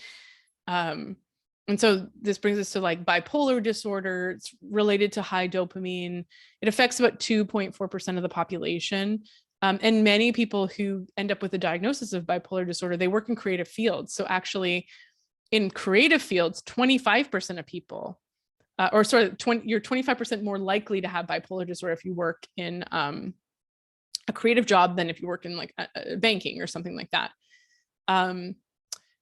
And of course, like you could be a banker and have like be very creative and have all these hobbies. I'm not saying that, but it's very highly associated with creativity. Like 25% is quite an increase. It's quite an association. It's also associated with higher IQs. So somebody who has a high IQ at age 8 is more likely to develop bipolar by age 23. It's actually, there's a connection between smarter brains and dopaminergic mental illness, like psychosis, schizophrenia, bipolar. And so, in the Molecule of More, Lieberman equates it to like a high performance sports car, right? You're capable of great things, but there's a potential for it to break down. I wouldn't really look at it in that sense, except that dopamine drives intelligence and creativity and hard work. But because it reduces this latent inhibition and increases salience when it's too high, or are COMT, and this, again, it's not the only reason someone would have psychosis, right? Often psychosis is triggered by something, we're set up genetically, and then there's the initial spark is lit with, whether it be stress, or sometimes people experience it from certain substance use. This is a person with potentially like high dopamine who now is starting to see connections and things that aren't there, right? It's a fine line between creativity, where you reach out into the unknown and pull back the treasure, and madness or psychosis, or some of these things that I think the definition that continues to come up when it comes to things like bipolar, schizophrenia, psychosis, and any other mental health condition is, how does it impair functioning? And is it, are these symptoms inhibiting you from leading your ideal or preferred way of living? Now, dopamine is associated with abstraction as well. So abstraction are using models to represent the world with imagination, right? So they help us choose between different options. I can practice mental time travel, can use imagination to project myself into various futures and decide which one's the best one. I can mentally experience them all, and I can imagine them, and I can decide how we're going to get the most out of my resources. I can plan. Mental time travel allows us to experience a possible though presently unreal future as if it were there. And so it's a very powerful tool of the dopamine system. It's responsible for every next step of our lives. So every time we make a new life transition, we're excited about something new, we have a goal for ourselves, that's dopamine in action. So in contrast that with feeling like I don't have anything to look forward to, I don't know what the next step is, I feel like I'm not interested or excited in anything, I don't know who I am, all those feelings are associated with, they're associated with depression, and they're associated with low dopamine. And serotonin gets the attention when it comes to depression, but dopamine has a very important part in mood and drive. And when we depression, anhedonia, changes to eating, feeling lethargic, feeling just let down, sad, depleted, it's often a low dopamine. Resentful can describe a low dopamine state. Not having drive, right? The mouse that doesn't want to push the lever. So abstract thinking is one of the primary functions of the dopamine system. It allows us to go beyond sensory observation of events to construct models that explain why events are occurring. So concrete thinking is like low level, and I don't mean that as a judgment, but it's like low level thinking, like very like here and now thinking. Abstract thinking is like high level, high order thinking. Like I think in algorithms, I think in binary, I see music, like, we could go to the moon one day. So I want to go back to that pleasure pain balance. So in Anna Lambke's book, Dopamine Nation, she again reemphasizes that dopamine is wanting more than liking. And there are certain things that will spike our dopamine. So for example, chocolate will increase it by 55%. Sex increases dopamine, baseline dopamine by 100%. Nicotine, 150%, cocaine, 225%, and amphetamine increases dopamine by 1,000%. Okay. Now, yeah, you can't get anything for free. There's no free lunch. And so by getting a hit of dopamine, there's also a depletion that almost immediately follows once that substance is worn off. So pleasure and pain, they're co-located. They press on overlapping regions of the brain, and they work via an opponent process mechanism. Think of it like a balance or a seesaw. When we experience pleasure, dopamine's released in a reward pathway, and the balance tips to the side of pleasure. But the more the balance tips, the faster it tips, the more pleasure we feel. So you take amphetamine, you feel friggin' euphoric. Life is amazing. I can do anything. I'm king of the world. But the pleasure pain balance wants to remain level. So every time it tips toward pleasure, powerful self-regulating mechanisms kick in, and they bring it level again. So I'm king of the world, and then I'm absolute garbage. Life isn't worth living. I want to die. And then things settle. So there's always a cost. The opponent process theory was developed by Richard Solomon and John Corbett in the 70s. And they stated that any prolonged or repeated departures from hedonic or affective neutrality have a cost. What does that mean in English? It means anytime you stray from your baseline of pleasure or positive emotion, so you go up, what goes up must come down. But conversely, what goes down will come up, and we'll talk about that. So prolonged heavy consumption of dopamine stimulating substances eventually leads to a deficient state of dopamine, an anhedonia, lack of pleasure, a depression, listlessness, no motivation, no tenacity, no self-efficacy, lack of creativity, difficulty with executive functioning, difficulty with controlled dopamine, difficulty with willpower, resentment, being let down, difficulty concentrating, feeling scattered, feeling overwhelmed, feeling fatigued, not wanting to get off the couch, feeling depressed, feeling sad, and so on and so on and so on, all the things we discussed. So Anna Lambke, she's a psychiatrist. She brings up this concept of dopamine fasting. When you stop the substance of choice, it leads to a dopamine deficit state after 2 weeks. Okay.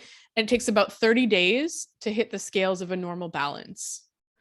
Okay, so she describes, and in Huberman's podcast as well, he talks about, he had a patient or a friend or somebody he knows who was like feeling really depressed, very scattered, a lot of issues with concentration, motivation. They were in a computer science program at university and were like failing everything, and they just weren't motivated, and they were like really lost. And then they uncovered that they were playing video games every day. In fact, that's all they really wanted to do was play video games. And so they decided, they thought, you know what, maybe the video games are stimulating my dopamine. So just like I described earlier, where like the first Instagram post triggers dopamine, the second one that could be just as good won't trigger it as much. He's like, the video games are spiking my dopamine 10 out of 10. In school, it's like 6 out of 10. But because I'm always in kind of a come down, I'm hitting on the pleasure balance, I'm flipping over to pain, I'm not getting any pleasure from school. So this person decided to go on a dopamine fast. So for 30 days, they cut out all video games. Some people will like cut out porn, like that no fap movement that's taking over, and they'll cut out like masturbation. People will cut out social media. Sometimes you cut out sugar or caffeine or chocolate, or you cut out alcohol. So for example, I'll tell you my experience. Anyway, so then the story is that after 30 days, this person started to like really get into their program, really start reading more, and like really motivated, intrinsically motivated by what they were studying, paying more attention to people, getting excited about things. And it seems almost weird, right? But it's like we're waking up, we're clearing out our dopamine system and refreshing them. So I'll give you an example, a personal example. For about 30 days, I did this sort of like food plan, like a gut healing plan, and it involved reducing my diet down to like very specific foods. It was like apples, blueberries, strawberries.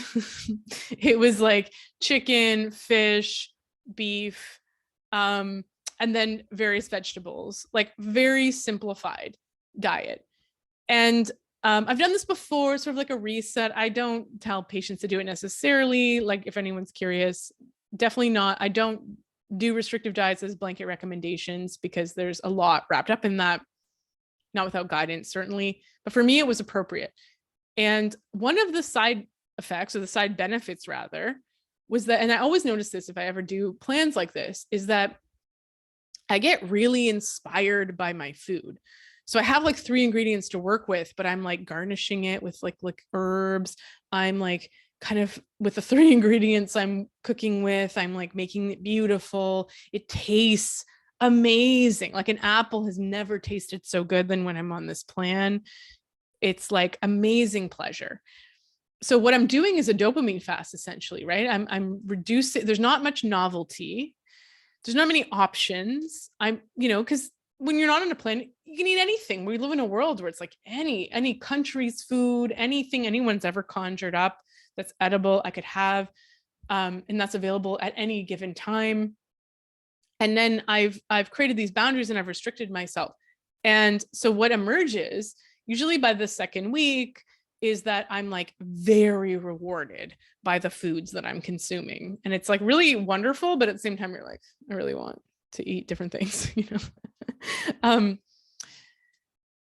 So yeah, like I noticed myself getting excited about cooking, which like really for a while, especially during the pandemic, I could have taken it or left it. I wasn't really excited about creating stuff. I was like creating things. I was taking pictures of stuff like on Instagram. You probably saw more food pictures. Garnishing things, making it look pretty, like real. And then it also carried over into work. Like I felt motivated. I started reading more. I started getting pleasure in things because I wasn't getting these hits from food.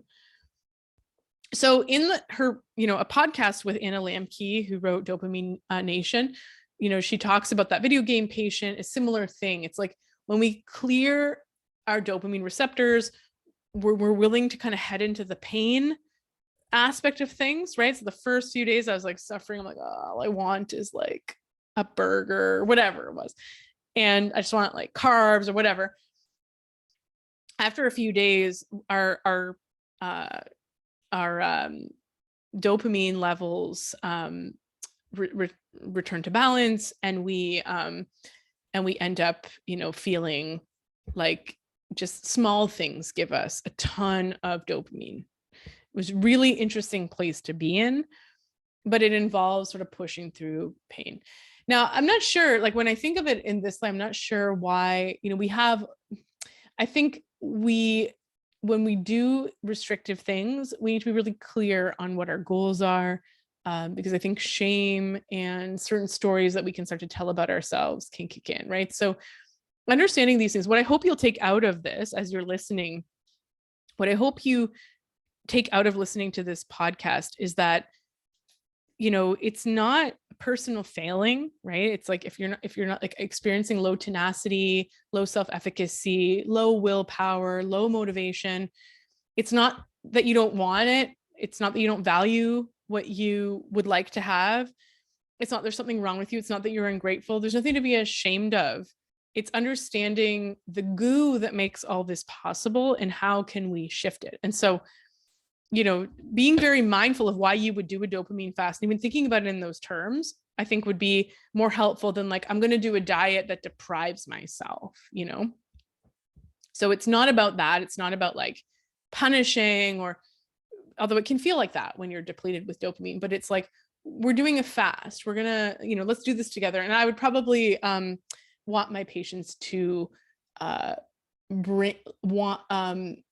to suggest it for themselves rather than me pushing them into it. I might explain this to you, hopefully, if you're listening and you're thinking like, I wonder what would happen if I like cut out social media. I've done it. I've taken social media apps off my phone, like off, so that I have to find them. Or just, stop using them for a few days. But for most people, that a dopamine fast should last about 30 days. Another thing you can do is press on the side of pain versus pleasure. So a perfect example of this is ice baths, exercise, anything that makes you suffer. Again, it's not like I want you to whip yourself. It's more that like, and this is often, actually, I'm reading the book, The Body Keeps the Score by van der Kolk. He talks about this a lot. People with PTSD are often driven to like pain activities, and it's because it brings you it's emotionless, right? It's activating their dopamine. So it's like you can kind of also teach yourself that if you push on the side of pain, which is maybe why people really become addicted to like tattoos, exercise, if you push on the side of pain, you get the opposite happens, right? So you push your dopamines, like your tonic levels are 5, you push it to a 3, then you get a reward. You go up to a 7 for your efforts. So ice baths is a key way to do this. And this is why all these like really like dopaminergic people are doing ice baths on social media. So there's a study by Charles University in Prague, the European Journal of Applied Psychology. So 10 men were submerged in cold water, 14 degrees Celsius, pretty cold, for an hour. And they got a 250% increase in dopamine and a 530% increase in norepinephrine afterwards. Their epinephrine went up really quickly. So they felt like really like excited and like euphoric, really like, norepinephrine is like a very like, it's a fight or flight chemical, but it's like that rush of like adrenaline, right? Or noradrenaline more specifically. But then they got this gradual rise of dopamine that went up steadily over the course of the bath and remained elevated for about an hour afterward. And so this increased their pleasure, mood, motivation, appetite, sleep, and alertness. The issue with dopamine, people always want to know what supplements they can take, right? So we know like tyrosine gets converted into L-Dopa, which gets converted into dopamine. And the problem is though, tyrosine will raise your dopamine for about 30 minutes and then you get a crash after. And so a lot of supplements are like that, like Mecunapirians is another. It's a plant that contains L-Dopa, but you pay for it afterwards. So I don't typically recommend these things to people. I mean, they can be in supplements and stuff that I recommend, but we want prolonged dopamine release. We want to be raising tonic levels of dopamine versus just getting like another hit, right? because as we know, when we press on pleasure, we get depleted. So, I mean, these substances could be useful if you just really need to engage in a task. Like, I was talking to a patient about the use of stimulants. I said, like, what you really want to do is take a stimulant during the time that you need it, and then make sure that you really fuel your brain, because it's depleting resources, right? You're using willpower, you're using controlled dopamine. So you want to make sure that you're keeping blood sugar steady, that you're replenishing electrolytes, hydrating, and that you're using that, and that you prevent that crash afterwards, but that you're using up dopamine wisely in that moment, so like before recording a podcast, maybe you take something to enhance your cognitive function, and understanding that there might be a crash afterwards, and that it's not going to be a long-term solution. So let's talk about symptoms of low dopamine. We've already talked about them a lot, but I'll, patients have low dopamine when they feel low motivation, focus, concentration, a deep, unmotivated and fatigued depression, anhedonia, lack of pleasure, interest in doing things, difficulty with word recall, remembering names, feeling brain fogged, difficulty with executive functioning, so initiating, completing, organizing tasks. Can you cook and manage dishes? Can you put things away? Can you start a task and complete it without switching to another task? Can you handle different things at once? Scrolling, zoning out, engaging in self-stimulating, self-soothing behaviors, particularly at the end of the day when we typically have that willpower fatigue. Seeking high dopamine and stimulating foods and substances, so being addicted to caffeine, alcohol, chocolate, sugar, video games, porn, social media, vegging out, really feeling bored by things. These could all be symptoms of low dopamine. And they can happen at different stages in the menstrual cycle. They can happen more to different people. They can happen after a huge project that you just completed, like a huge performance that you just wrapped up. A big disappointment in your life. That's a big one, especially when you're in the process of treading water. So like if you're striving, and then something changes, often we'll see a real collapse for people, and the adrenals are involved in that. Our cortisol pathways are involved in that as well. So we can support dopamine by balancing blood sugar. This is a big one. Protein, high protein, supporting fat. Doing cognitive behavior therapy and behavioral therapy. So really teaching somebody how to cognitively function and executively function. Cold therapy, so cold immersion, actually like a very sustaining way to get dopamine. Caffeine will also sustain and enhance dopamine release. And you can get caffeine from tea that has L-theanine that has a bit more of a balancing effect, or from yerba mate, which has different caffeine alkaloids. If you're not a caffeine person, don't worry. I like to use herbs like rhodiola, other adaptogens that help support cognitive function. So rhodiola is an adaptogen. It doesn't really work specifically with dopamine, but it increases blood flow to the prefrontal cortex. So it can really help with controlled dopamine. Bacopa, I think like Bacopa is probably the what they used in Limitless, like Bacopa, rhodiola, lion's mane mushroom, or hericium. These are herbs that don't necessarily work directly on dopamine, but they stimulate that dopamine control pathway through their work on the prefrontal cortex. These are I see them as like top-down herbs.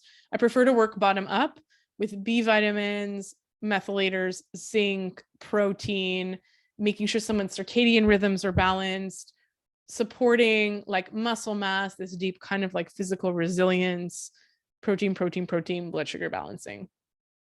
You want to do trauma work to reset that pain pleasure balance, and also to, reduce the need, like the discomfort with pain, right? Which can often be a result of having trauma, like wanting to dissociate, wanting to disconnect. Restoring our nervous system balance is really important. And then dopamine fasts, right? So removing things that overly stimulate dopamine for 30 days to reset the whole system, knowing that the first 2 weeks are going to suck, and then you're going to feel amazing and be really like refreshed and motivated. Producing variable reward schedules for behavior that you wish to implement. So like working out, right? So you give yourself a reward randomly when you do a behavior that you want to reinforce or keep liking. Writing about an activity that you like to motivate yourself to do it. So writing a little essay about why you love yoga can help boost dopamine related to yoga. And I encourage you can do this like after the podcast is over. Write a little essay, like half a page paragraph, about why you love eating healthy. What's the reason for eating healthy? Why is it worth it? How do you feel when you do it? You'll get a dopamine hit from just what are the foods you love that are healthy, that make you feel good? How do you feel in your body when you have them? Supporting executive functioning is about building and maintaining consistency of habit. It's about supporting behavior, right? So it's like bottom up is sort of behavioral, top down chemical. So this might mean things like using a schedule, rewards, accountability, breaking down tasks, and especially practicing, right? So repeating things over and over again. One of my colleagues will say, she's like, you're not going to be good the first time you do it, right? You want to drink more water. You forget your water bottle at home. Okay. Next day you're going to remember. Like, so it's like, it requires different steps. And I think this, again, like tenacity is dopamine, but we can also build in those pathways, because dopamine is a reinforceable pathway, the more we repeat certain behaviors.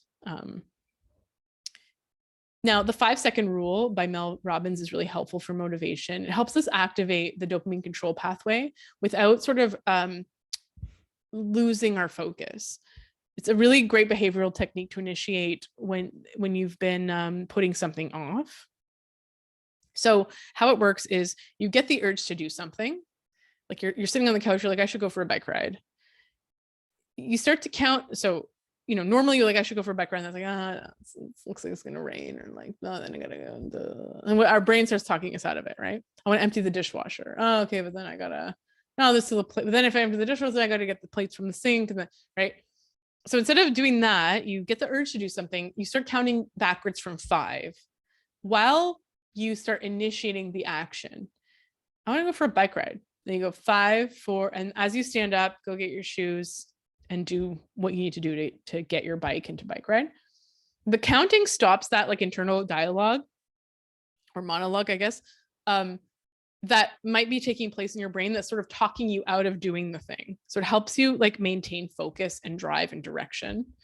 And focus, it keeps your brain focused, because usually when you're like, I want to go for a bike ride, there's an image in your mind, right? Imagination, abstraction, dopamine of you like doing, biking, and it's great. Like you're probably in the middle of your bike ride, the sun is shining, you have an image of yourself enjoying the activity. And then what often will happen is immediately an image follows that's like, oh, then it's going to be me like pushing my bike up a ramp out of my parking garage. I don't like that image.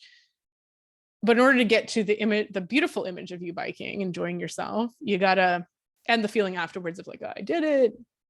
You got to push your bike up the parking garage.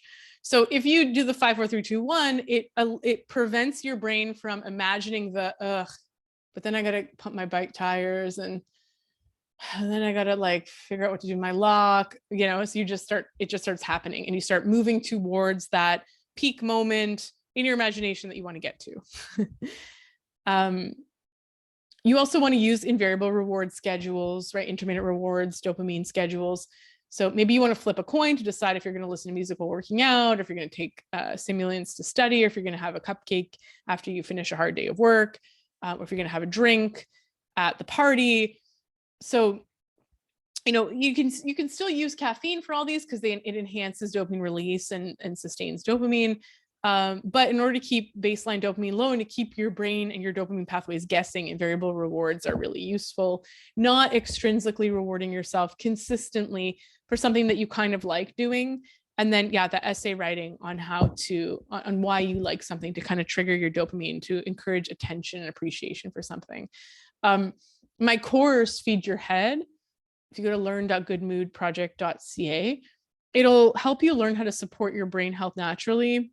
Right? So how to like feed for your brain. The blood sugar thing is massive. Reducing inflammation in the brain is really important.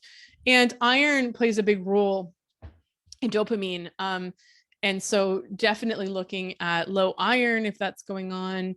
Vitamin D, B vitamins are really important. And then supporting iron pathways with zinc and copper. So there's a bunch of nutrients that are involved in supporting proper dopamine. And of course, dopamine starts from phenylalanine, goes to tyrosine, L-dopa dopamine. So it starts with protein.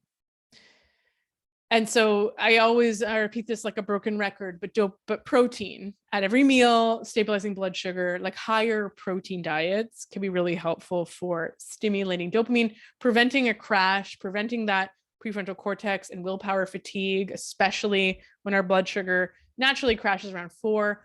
If you're on a blood sugar roller coaster, so surviving off of a higher carb diet, there's more of a likelihood for, and of course, carbs also really spike our dopamine. You get a dopamine high from carbs, right? Especially sugar, for sure. If you're living off of that, there's going to be a lot more crashes going on throughout the day. So I'm going to finish this off with some thoughts from the Molecule of More. So when we think of who we are in the deepest sense, we think about that tiny cluster of dopamine cells we identify as dopamine. Ask a philosopher, what is the essence of humanity? And it wouldn't be surprising if he said it's free will.